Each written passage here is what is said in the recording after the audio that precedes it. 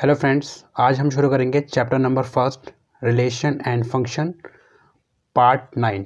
इससे पहले हम पार्ट फर्स्ट टू 8 कर चुके हैं। ठीक है, इसमें हम जानेंगे टाइप्स ऑफ फंक्शन, कौन कौन से टाइप्स के फंक्शन होते हैं। ठीक, तो इसमें पहला टाइप का फंक्शन है one one function, second type का फंक्शन है many one function, third type का फंक्शन है ऑन टू फंक्शन, फोर्थ जो है आपका है इनटू फंक्शन।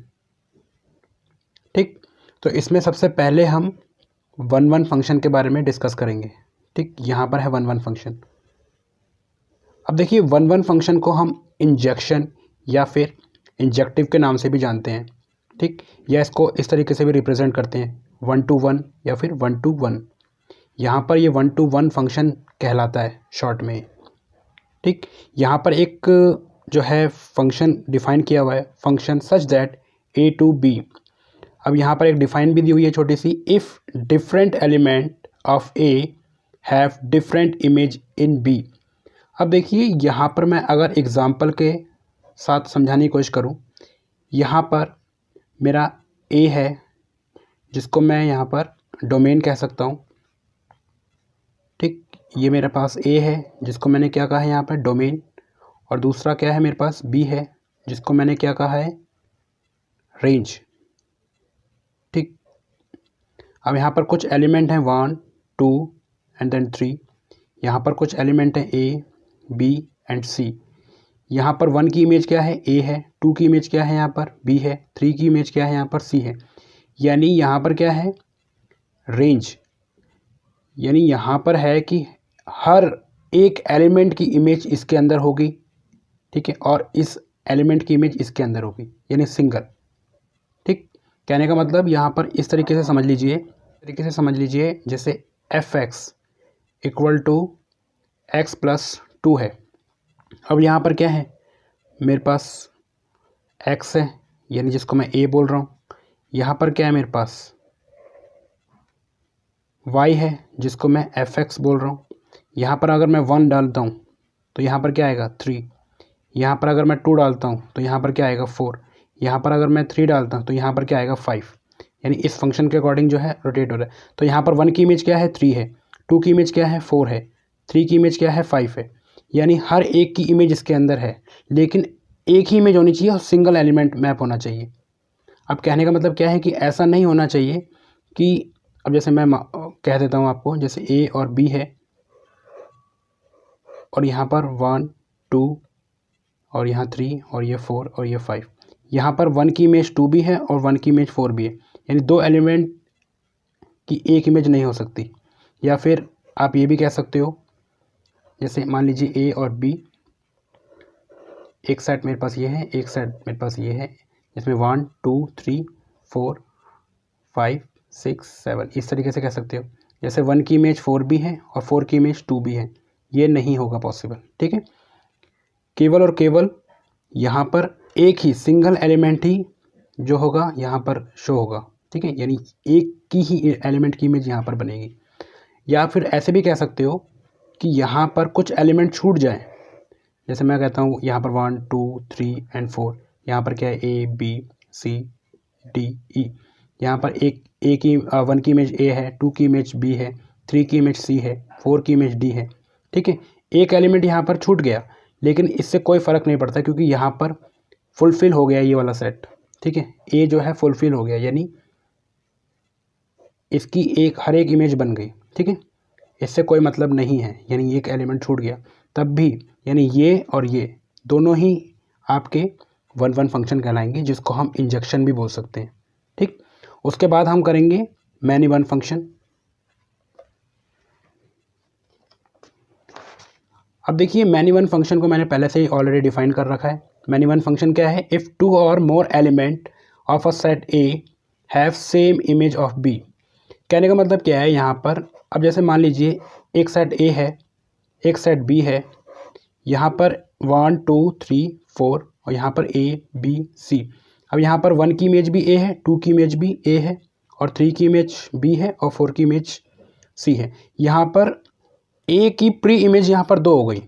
ठीक है, उससे पहले वाले केस में एक ही था, तो इसलिए इसको 1 1 कहा गया था। यहाँ पर मैनी है तो इसलिए बोला गया 2 और मोर एलिमेंट, ठीक है। या फिर ये भी हो सकता है यहाँ पर 1 2 3 4 5 A B C, यहाँ पर इसकी 3 इमेज भी हो सकती हैं, ठीक है। इस तरीके से भी हो सकता है, तब भी ये क्या कहलाएगा, मैनी वन फंक्शन कहलाएगा, ठीक। या फिर इसको एक छोटा सा एग्जांपल और है, उसके थ्रू भी समझ सकते हो। जैसे मान लीजिए f(x) है, f(x) मेरा है x बोर्ड, ठीक है, ये मॉड है, ठीक है। जो भी वैल्यू होती है उसको पॉजिटिव कर देते हैं। अब यहाँ पर एक सेट है मेरे पास a, एक सेट है मेरे पास b। अब यहाँ पर मैं 1 डालता हूँ इसके अंदर, तब ये फंक्शन क्या मिलेगा, मुझे 1 ही मिलेगा। अगर मैं यहाँ पर -1 डालता हूँ तब भी मुझे 1 ही मिलेगा। यानी यहाँ पर इसकी जो प्री इमेज है 2 है यहाँ पर, और 1 की इमेज क्या है, इसमें 1 है, -1 की इमेज 1 है। अब मान लीजिए मैं 2 डालता हूँ तो मुझे 4 मिलेगा, -2 डालता हूँ तब भी मुझे 4 मिलेगा, ठीक है। तो आई होप कि ये मैनी वन फंक्शन आपको समझ में आ गया होगा। या फिर एक और एग्जांपल है जिसके थ्रू मैं समझ सकता हूँ, या फिर x का स्क्वायर। अब मेरे पास सॉरी यहाँ पर आप ये कह सकते हो 2 है तो तब भी 2 आएगा, और -2 है तब भी 2 आएगा।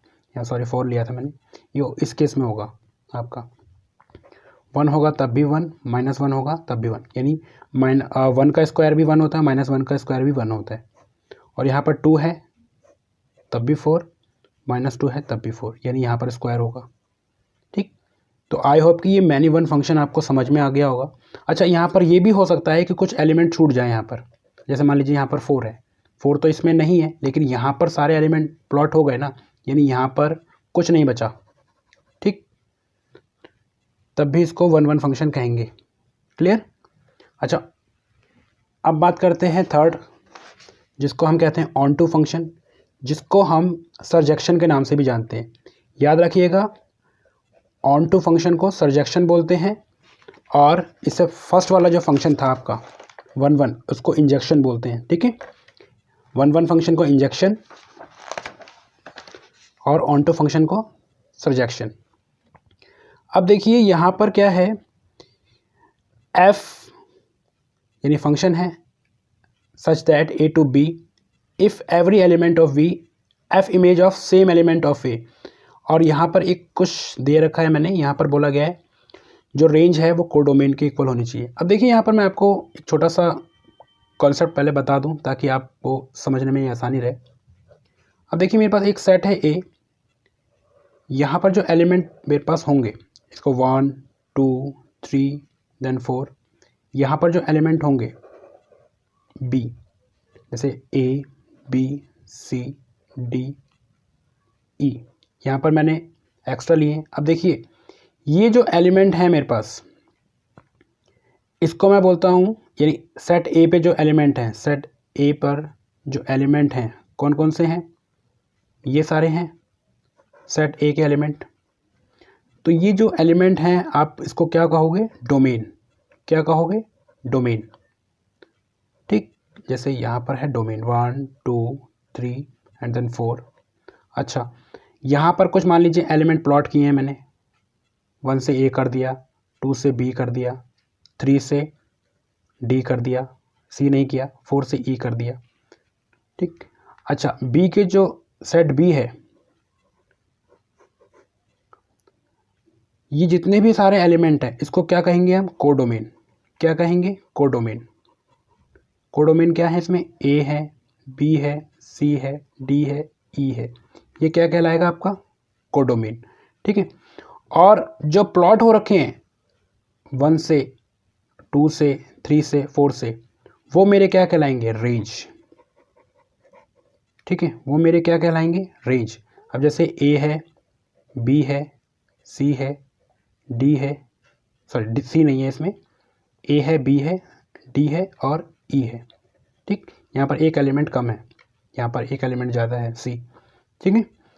तो ये थोड़ा सा डिफरेंस है कोडोमेन में और रेंज में, और डोमेन तो आपको पता ही है।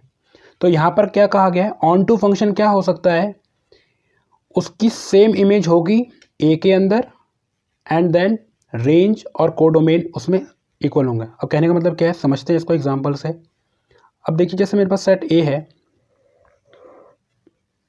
1 2 3 एंड देन 4, और यहाँ पर सेट B है A बी सी डी। यहाँ पर सारे एलिमेंट प्लॉट हैं, ठीक। या फिर ये भी कह सकते हो यहाँ पर ई है तो वो इससे प्लॉट है, यानी यहाँ पर सॉरी मैंने ये गलत किया है। यहाँ पर ये कह सकते हो, सॉरी इसको मैं काट देता हूँ। यहाँ पर जितने भी एलिमेंट हैं, यहाँ पर जितने भी एलिमेंट हैं वो कोडोमेन किसके इक्वल है, रेंज के, ठीक है। कोडोमेन किसके इक्वल है, रेंज के। और सेकंड थिंग, यहाँ पर हर किसी की इमेज है, ठीक है। बी की इमेज 2 है, सी की इमेज 3 है, डी की इमेज 4 है, यानी हर एलिमेंट प्लॉट है। तो ऐसे फंक्शन को कहते हैं ऑन टू फंक्शन। या फिर इसको एक और तरीके से भी समझ सकते हो आप, जैसे मैं यहाँ पर समझा देता हूँ आपको। जैसे सेट मान लीजिए ए है 1 2 3 और सेट मेरे पास मान लीजिए बी है ए बी सी। यहाँ पर ये भी कह सकते हो कि ए की इमेज जो है यहाँ पर 2 हो सकती है, ठीक, और बी की इमेज 3 हो सकती है। लेकिन यहाँ पर कोई एलिमेंट छूटना नहीं चाहिए, जैसे मैंने छोड़ दिया था ना, ये छूटना नहीं चाहिए, तब जाके ये ऑन टू फंक्शन होगा, ठीक है। तो यहाँ पर देखिए मैनी वन फंक्शन से इसलिए अलग है क्योंकि वहाँ पर कोडोमेन और रेंज इक्वल नहीं होते हैं, ठीक है। तो मैं आपको बता सकता हूँ कि मैनी वन फंक्शन में क्या है कि 2 एलिमेंट यानी ए और बी सेट के एलिमेंट की इमेज प्री इमेज 2 हो सकती है। लेकिन यहाँ पर ये कह सकते हो कि डोमेन और रेंज कोडोमेन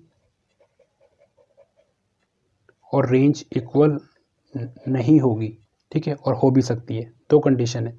लेकिन यहाँ पर कंपलसरी है कि होनी ही चाहिए, ठीक है।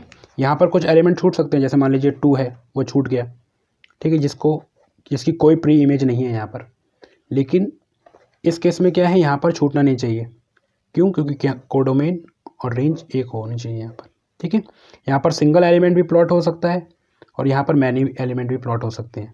लेकिन कंडीशन यही है कि कोडोमेन और रेंज इक्वल होनी चाहिए, तब जाके वो क्या ऑन टू फंक्शन कहलाता है या फिर सरजेक्शन कहलाता है, ठीक है।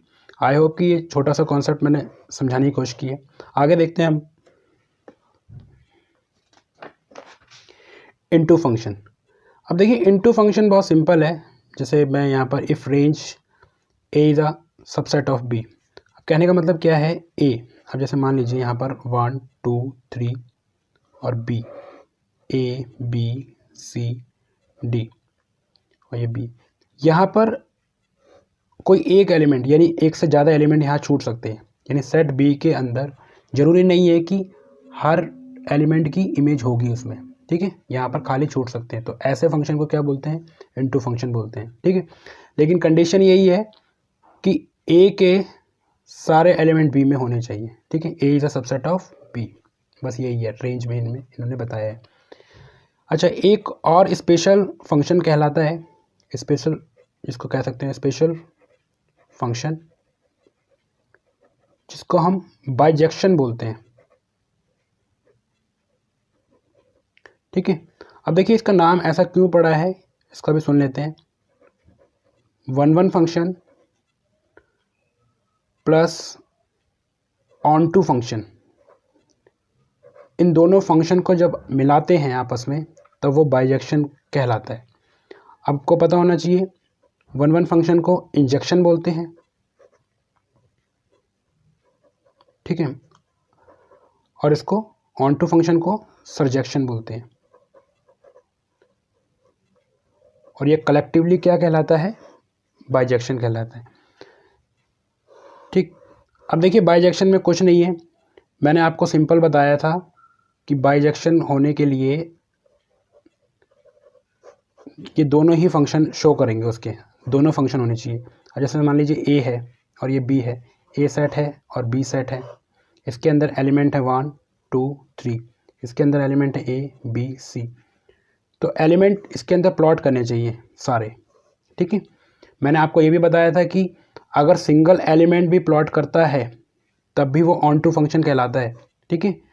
यानी ऑन 1 फंक्शन 1 के लिए फंक्शन क्या होना चाहिए कि ए की इमेज 1 होनी चाहिए, यानी सेम इमेज ही होनी चाहिए, ठीक है। यानी ए की इमेज क्या है, 1 है, ठीक है। ऐसा नहीं होना चाहिए कि ए बी सी और ये 1 2 3 इसकी 2 इमेज हो ए की, ये नहीं होना चाहिए 1 1 के लिए। तो ये 1 1 तो है, 1 1 फंक्शन तो है। और ऑन टू कैसे है? ये ऑन टू कैसे है? मैंने बताया था कि यहाँ पर रेंज और कोडोमेन इक्वल होने चाहिए। तो देखिए आप यहाँ पर जितने भी एलिमेंट है, कोडोमेन भी है और रेंज भी है, सारे ही इक्वल हैं कोडोमेन के। तो जिस तरीके से ये दोनों फंक्शन सेम है, ठीक है, दोनों ही प्रूफ हो रहे हैं, इसीलिए इसको बाइजेक्शन कहा गया है। आई होप कि ये जो फंक्शन मैंने कराया है ये समझ में आया होगा, ठीक है। इसी के साथ नेक्स्ट क्लास में हम इस पे कुछ क्वेश्चंस देखेंगे और कंपोजिट फंक्शन के बारे में जानेंगे, ठीक है। Thank you.